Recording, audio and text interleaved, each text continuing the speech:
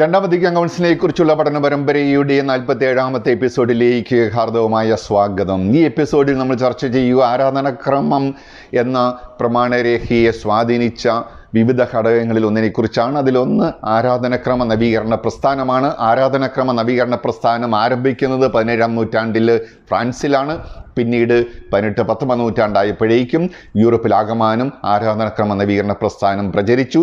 ആരാധനാക്രമത്തെ നവീകരിക്കണം, ആരാധനാക്രമം ഇന്ന് മനുഷ്യർക്ക് മനസ്സിലാകുന്ന രീതിയിലും ഭാഷയിലും ശൈലിയിലും അനുഷ്ഠിക്കണം എന്ന ഒരു ദർശനത്തോടുകൂടി ആരാധനാക്രമത്തെ നവീകരിക്കാനായിട്ട് വിവിധ ദേശങ്ങളിൽ നിന്നും വിവിധ ആശ്രമങ്ങളുടെ നേതൃത്വത്തിലാണ് പലതും നടന്നത്. എന്നാൽ രൂപതകളിലെ വൈദികരുടെ നേതൃത്വത്തിലും നടന്നു. വിവിധ ദിവ്യശാസ്ത്രജ്ഞരാണ് അതിന് നേതൃത്വം കൊടുത്തത്.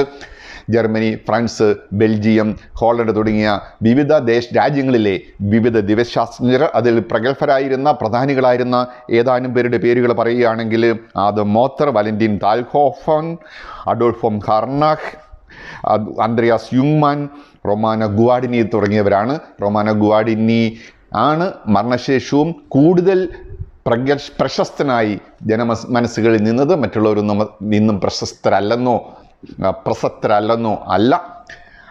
ബെന്നിറ്റ് 16 മാപ്പാപ്പ തന്നെ പറയുന്നുണ്ട്, റൊമാനോ ഗുവാഡിനിയുടെ 1918 ഇറങ്ങിയ ആരാധനാക്രമത്തിൻ്റെ ചൈതന്യം എന്ന പുസ്തകം വായിച്ചതിന് ശേഷമാണ് സെമിനാരി ചേർന്നതെന്ന്. പിന്നീട് ബെന്നിറ്റ് 16 മാർപ്പാപ്പ ആരാധനാക്രമത്തിൻ്റെ ചൈതന്യം എന്ന പേരിൽ മറ്റൊരു പുസ്തകം എഴുതിയിട്ടുണ്ട്.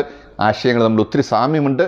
എന്നാൽ റൊമാനോ ഗുവാഡിനിയെ കുറച്ചുകൂടി പുരോഗമനപരമായ ആശയങ്ങളുള്ള വ്യക്തിയെന്ന് പലരും ചിത്രീകരിക്കാറുണ്ട്. 2013 റൊമാനോ ഗുവാഡിനിയെ വിശുദ്ധനെന്ന് നാമകരണം ചെയ്യുന്നതിനുള്ള നടപടികൾ ആരംഭിച്ചു.